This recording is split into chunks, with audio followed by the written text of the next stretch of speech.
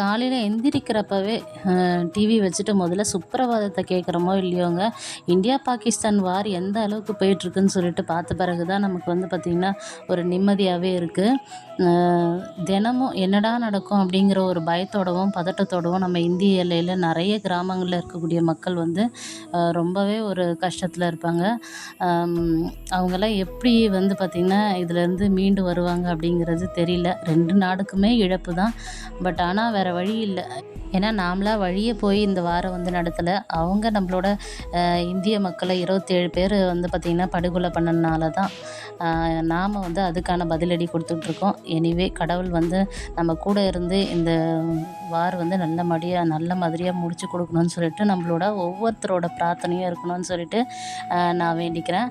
நீங்களும் பிரார்த்தனை பண்ணுங்கள். அடுத்த ஒரு இன்ட்ரெஸ்டிங்கான வீடியோவில் பார்க்கலாம். காலையில் எல்லா வேலையும் முடிச்சுட்டு நானும் சிறப்பாக கிளம்பிட்டேங்க.